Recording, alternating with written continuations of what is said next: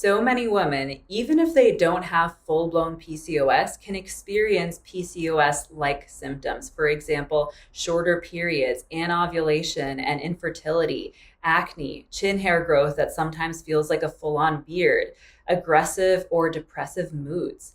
And I was in the same boat several years ago. My periods were really short. I wasn't ovulating a lot of the time. I would get super depressed in the lead up to my period, more than just PMS symptoms. I knew that it was linked to my period because that's the only time that I would feel depressed.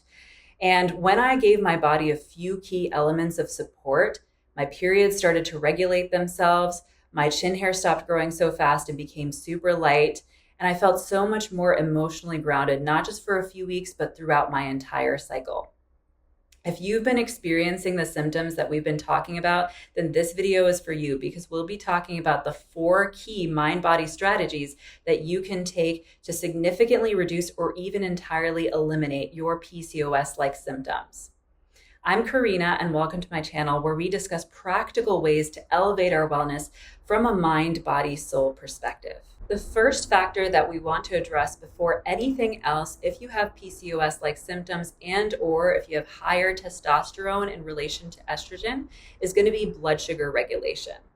Now, chances are if you've gravitated towards this channel, you may not be the type of person to just go and reach for the metformin or another medication as a quick fix.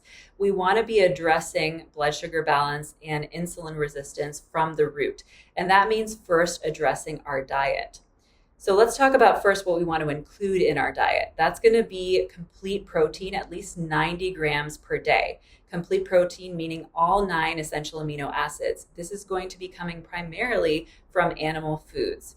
And if you are a vegan, instead of filling yourself up with beans and rice as a source of complete protein, I would seriously consider whether being vegan is truly meeting your health goals. And if you still decide to stay vegan, then I would recommend supplementing with essential amino acids. And then we want to be complementing our protein intake with healthy fats through avocados, fatty fish, grass-fed dairy, and egg yolks as examples. When it comes to carbs, I don't necessarily recommend restricting high-quality carbs like veggies because that can come with its own set of issues, especially when we're talking about hormonal regulation. But honestly, assess how much sugar you're taking in. Try to avoid refined sugar as much as possible, even the refined sugar that is sometimes labeled as healthy, like coconut sugar, which is still pretty refined. And you want to also closely monitor your intake of even unrefined sugar through fruits and honey, for example. Try to keep your carbs and your unrefined sugar intake in line with your activity level. For example, if I'm having a high intensity workout day, I'm going to consume closer to 100 or 150 grams of carbs, and only about 10 to 20 or maybe 30 at the highest amount of that is going to be coming from things like fruits and honey. And if it's a lower activity day, then I'm probably going to be consuming more like 50 grams. And this is me as I am after regulating my blood sugar. So you might even be a little bit more conservative than this. And then you can start to loosen things up later on. But since our primary goal right now is to bring that baseline blood sugar level down, it's best to be more conservative when it comes to our inclusion of even unrefined sugar in our diet for now, especially in the week leading up to menstruation, also called the luteal phase, when most of us are naturally more insulin resistant. And if you're including an adequate amount of complete protein and healthy fats in your diet, you're likely feeling more satiated and you're having less cravings for sugar as this quick hit of energy. Then in addition to diet, there are a few other factors that will influence blood sugar balance. So if you're doing everything right in terms of your diet, you may want to look at these other factors. One of them is hydration. Dehydration decreases insulin sensitivity, which means that the cells are less responsive to the pancreas producing insulin as a way to signal the cells to take in glucose out of the bloodstream. And when you're dehydrated, the body is stressed, which means that the liver is producing more glucose through gluconeogenesis. You want to be getting at least 0.6 ounces per pound of your body weight in hydrating fluid per day. So for me at 125 pounds, that averages out to roughly 12 6-ounce glasses of hydrating fluid. Not all of this has to come from water. Some of it can come from the gel-like water that's in fruits and veggies. It can also come from bone broth, from raw milk or raw kefir. And then when you are drinking water, you want to make sure you have a good quality water filter. Berkey has a lot of great options for filtering out basic contaminants. A reverse osmosis filter also does a great job. That's what I have. And then once your water is filtered, you want to add a dash or two of salt in there to remineralize it. And then in addition to hydration, you want to be looking at your chromium and magnesium levels. Adequate levels of these essential minerals are critical for insulin signaling. And magnesium in particular also helps support the beta cells of the pancreas, which is the organ that is responsible for insulin signaling. When it comes to sourcing, you want to be getting these from foods because if you supplement, you run the risk of over-supplementing, which is going to throw off the balance of other minerals in the body. So good food sources of chromium are going to come from things like oysters, beef liver, and eggs, particularly egg yolks, and you want to eat them runny if possible.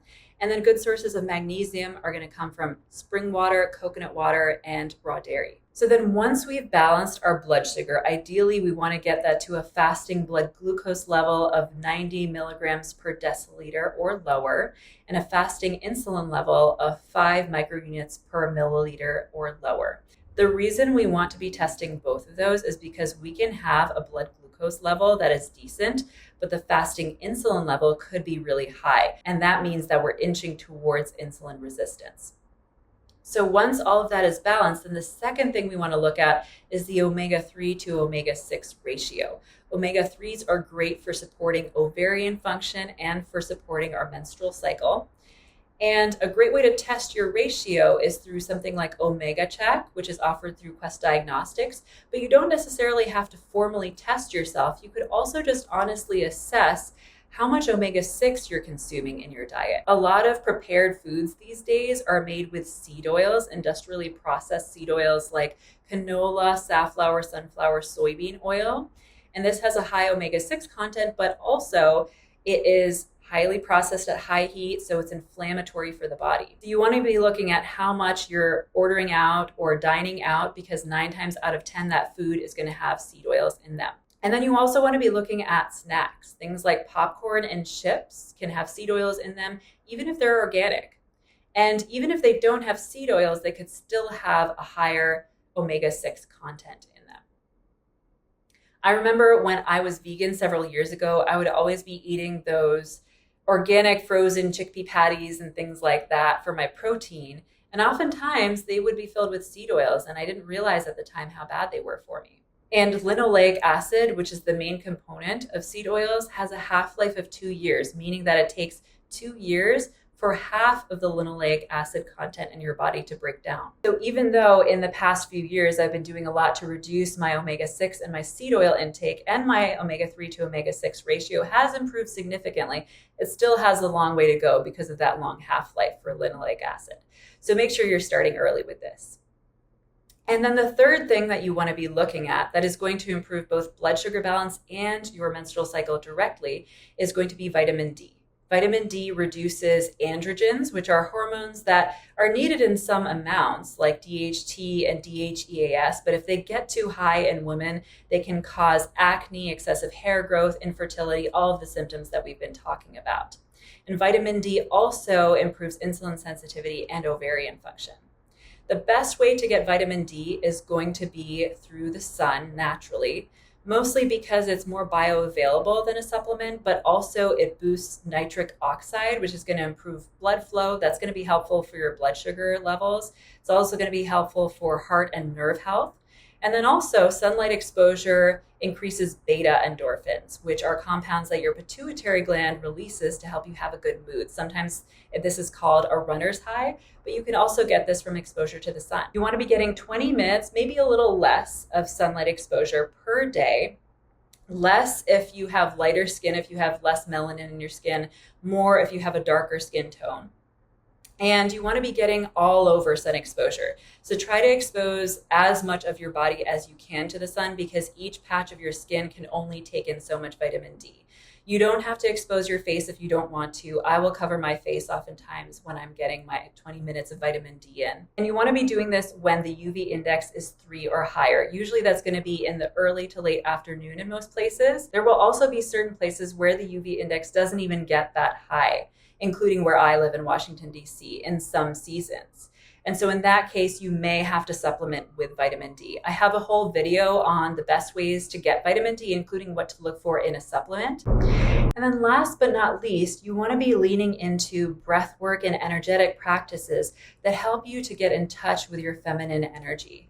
A great breathwork practice that I have used is alternate nostril breathing that helps to balance the yin and the yang, aka the masculine and the feminine energies within you. And you would do this by inhaling deeply through both nostrils. And then you're going to close both nostrils with your thumb and your ring finger. Then you'll exhale just through the left nostril, releasing the ring finger. Then you'll inhale through that same left nostril. You'll close both nostrils with thumb and ring finger. And then you'll exhale the breath out through the right nostril. Inhale through the right, close both nostrils, exhale through the left. And you can do this for 4 or 5 rounds. Focusing on one nostril or the other is going to cultivate more of that energy. So if you focus on the left nostril, that represents more of the feminine energy. So you can do more cycles ending with the left nostril if you wanted to do that. The best way that I have heard the difference between masculine and feminine energy on a practical level be described is that masculine projects energy outward and the feminine takes in energy and transforms it. So think about what that would look like in your life. In what ways might you be projecting energy outward, and how can you take in more energy? From a practical perspective, you could also think about experiences that could amplify your experience of receptivity. That's a classic feminine energy experience. In what ways could you say yes, for example, to help that is offered to you? And then marinate in the feelings that accompany that receptive experience. Then notice when you're overgiving or overworking, when are you wearing yourself thin? And this is especially relevant when it comes to your workout routine. You want to be planning your workouts in line with your cycle. Specifically, the 2.5 to about 3 weeks after menstruation are a great time to challenge yourself in your workouts. But then the week leading up to menstruation, also called the luteal phase that we talked about earlier when it comes to a little bit more insulin resistance during that time, that's also going to be the time when you want to take it a little bit easier on yourself, especially when it comes to your movement practices. So for me, for example, right now, I'm in the thick of days 5 through 12 of my cycle. So that means I'm slaying my to-do list. I'm challenging myself in my workouts. I've been lifting heavier weights, doing HIIT training, running, all of those things. But I know that by day 20, I am no longer going to be motivated to be in that go mode. I'm going to scale back my movement practices to pretty much just mobility and some walking. And I'm going to focus on nurturing myself. So try these 4 strategies out: balancing your blood sugar levels, improving your omega-3 to omega-6 ratio, getting in sufficient vitamin D, and tapping into your feminine energy. And see how these improve your symptoms related to your energy levels, to your menstrual cycle, to facial hair growth and acne, and to your hormone levels overall. And if you want a comprehensive plan to address your specific health goals, I have a class called the Masterclass to Superhuman Level Health, which walks you through step-by-step how to include the 3 most important pillars of health so that you can become the most radiant version of yourself. I'll leave the link to that in the description box. If you found this video valuable, please give it a like and share it with someone else who you think might benefit. And if you want to learn about more ways to thrive in your body and your mind, then feel free to subscribe to this channel. Lots of love, and I'll talk to you soon.